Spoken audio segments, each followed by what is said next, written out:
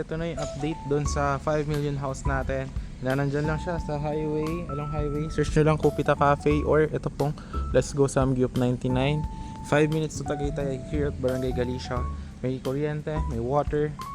So yun yung house guys. Ayan, patapos na po siya. For only 5 million. Free transfer of title po yan. Ayan. Ito na po yung color ng house. Kung makikita nyo, ang ganda na. Ayan. Ayan, okay. Tapos, ito po, ikakabit natin yung gate. Sliding gate yan guys, may gulong para maganda po yung inyong parking. Tapos meron pa kayong view deck sa taas, lab po yan.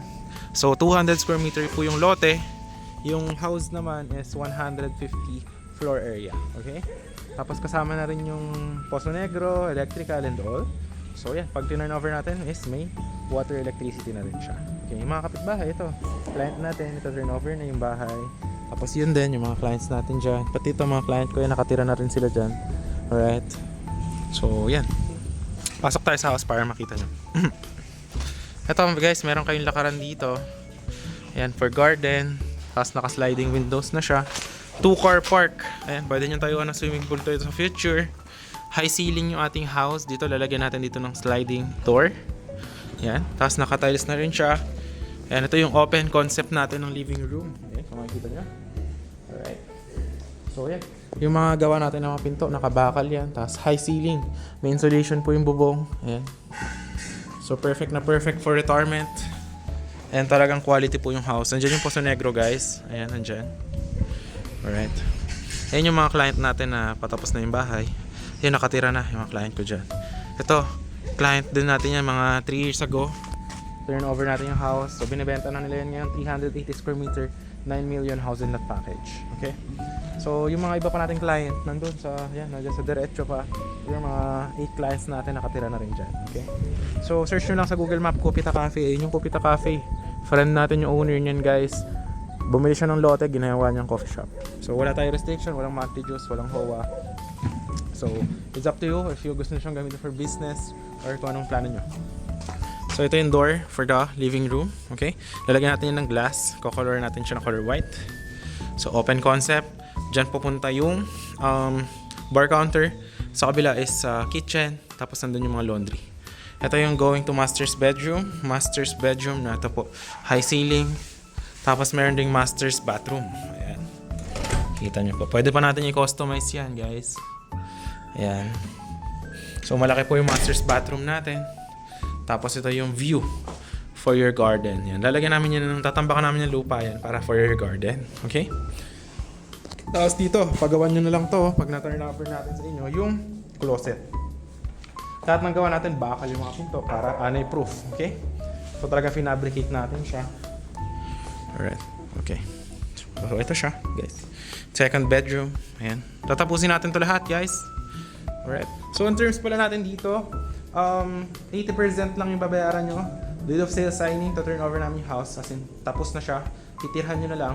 And then yung 80% remaining, ay 20% remaining naman is kapag na-transfer na natin yung title sa inyo sa 5 million. Okay? Alright. So, ito naman siya. Yung third bedroom. Ayan. Okay.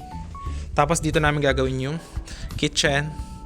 Tapos, dito is yung kanyang actually, habaan namin yung kitchen eh. Tapos dito may door pa isa, exit door. Tapos dyan lalagyan namin ng steps para sa view deck.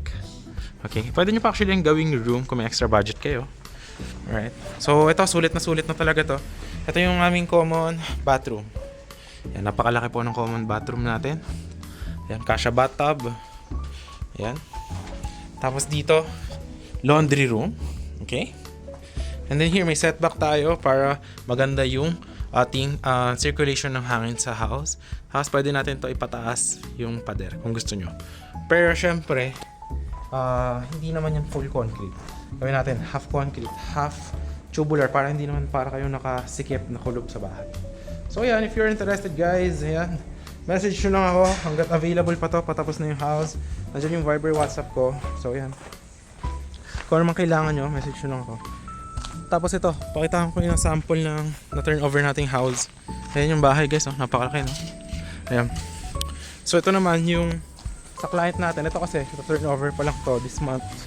ito na turnover na. Ganito yung mga sample natin na finish na house. Ayan, kung makikita nyo. May gate. Tapos, meron siyang mga railings. Ayan, yun yung bahay, no. Kaso nakalock na kasi, guys. Kasi may mga aircon na po yung nakatira. May mga gamit na sila. Pero ganyan yung sample natin ng mga finish ng house. Para lang magkaroon kayo ng itsura. Ayun din, client natin. Ganyan yung mga sample. Pwede kayo mamili. Pero ngayon kasi white ang target namin doon. So that's it. So yan, ito.